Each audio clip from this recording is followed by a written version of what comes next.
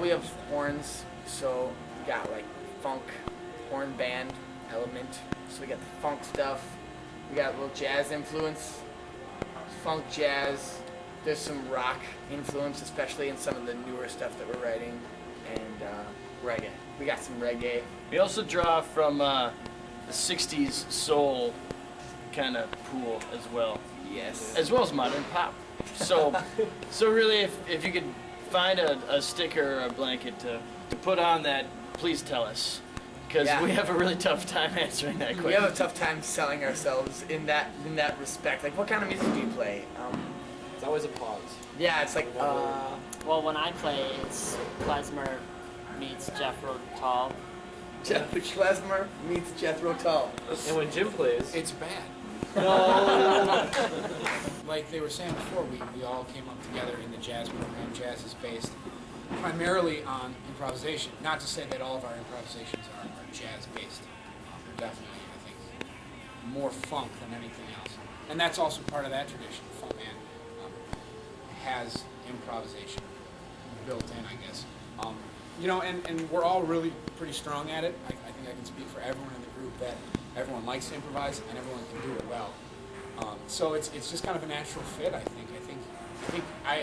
Would you all agree that if we weren't improving, it would be really awkward to play? Yeah. I mean, And there's a lot of group improvisation too. You know, I mean, when we're on stage, we never. The song is never going to be the same twice. I mean, we always know where each other are, and we always can feel each other out. And if we're going to change something, we just change it, and then it's just always on the fly kind of thing. So Yeah. I mean, that's really fun. Can we all say now that we're all classically trained musicians?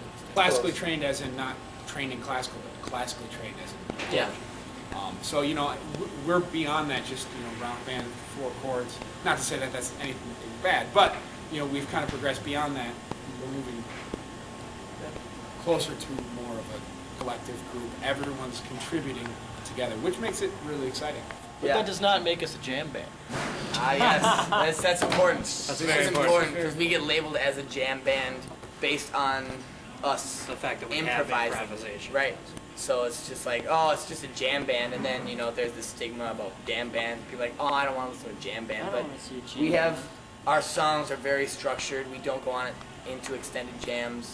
When I hear jam band, I think of, okay, guitar solo, to fill in space and get the dancers just doing this thing. You know what I mean? Not that there's anything wrong with it. Again, man. there's nothing wrong with that. But when we solo, we're moving towards, again, more like jazz, where it has a beginning and an end. It has a purpose. There's not just infinity between.